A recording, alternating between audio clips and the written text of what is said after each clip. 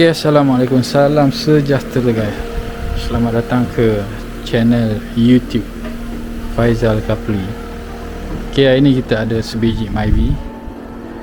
So owner ni dia cakap ada leaking dekat bahagian gearbox.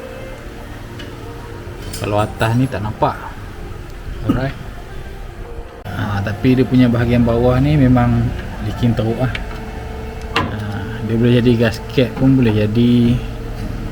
Okey, lepas tu o-ring getah ni boleh jadi, ataupun dia punya gam untuk penyambung ni, housing ni, itu pun boleh jadi. So flywheel OC ni rasa bukan bocor ni flywheel OC, manakala kereta pun dah berusia. Jadi kita buka lah gearbox ni sebab owner request dia nak cuci bahagian-bahagian sini kan, nak clean bagi cantik. Alright, jom. Okay, gearbox kita dah buat turun. Semalam agak petang kita tak sempat nak shoot video, jadi inilah dia punya gearbox. So o-ring ni kita akan tukar. Lepas tu dia punya bush ni untuk gear, selector gear kita akan tukar juga sekali dengan o-ring ni, o-ring soket. Yang ni lagi kita akan bersihkan. So ni dia punya selector. Okay, so ni dia antara barang-barang dia yang kita akan tukar ni, o-ring ni, bush untuk selector punya gear tukar juga, alang-alang. Lepas tu yang ni OIC dress up, ni o-ring soket, ni OIC flywheel, ni OIC torque converter. So ada 1, 2, 3, 4, 5, 6, 7 barang kita akan tukar. Alright, jom pergi cari barang. Minyak kita akan beli 5 botol lah. Ok, sebab ni torque converter pun kita buang minyak sekali. Alright.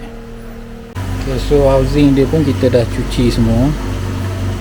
Alright, pastikan berkilat, tembak water jet, cuci yang pakai chemical. So lepas ni kita tengok punya permukaan dia, bagi dia rasa tak ada minyak kan, baru kita taruh gam. Lepas tu kita sebelum pasang housing tu kita kena bubuh ada punya o-ring ni, o-ring oil pump ni. Alright, lepas tu dengan seal torque converter. Dah siap pasang dua benda ni, baru kita masuk housing. Okay, so yang ni pun untuk gear selector kita cuci sekali lah. Alright,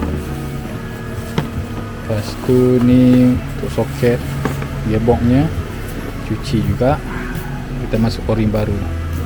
Ok, so kita dah pasang balik housing dia, semua dah cuci clear. Dah cuci cantik-cantik. Ni kita masuk segala dia punya oil seal dress up, alright, kiri dan kanan. Lepas tu dengan oil seal torque converter pun kita dah masuk semua.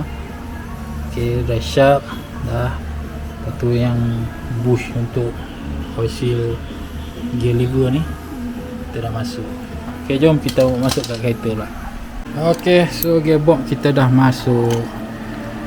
Dia dapat pegang yang atas tu sekali, sebiji. Lepas tu senang lah kerja, tolak buat masuk dia punya mounting ni, mounting yang 3 biji ni. Alright. Ok, pastikan korang boleh rasa lah torque converter tu, tolak daripada dalam. Sebelum kita ikat tu kita boleh tolak. Maksudnya kalau torque converter tu pusing, ok lah tu dah masuk lah. Kalau dia rasa ketat tak boleh pusing, memang pisang. Maksudnya torque converter tu dia terkeluar. Masa nak masuk tu kena hati-hati. Ok, so dah siap. Jadi kita cuci enjin dia sekali. Alright, tengok bahagian gearbox pun ok, tune semua, kita ada isi minyak. Jadi kita akan start.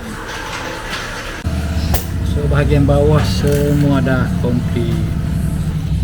Gearbox, enjin kita dah siap cuci semua.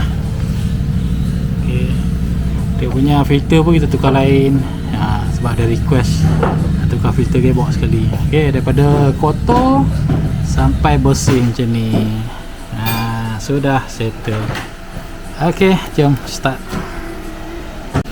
Okay, dah test running, gearbox smooth, cun, lulus. Okay, so jangan lupa like, share dan komen di YouTube Faizal Khalfi channel. Kita jumpa lagi di next episode. Assalamualaikum, bye bye.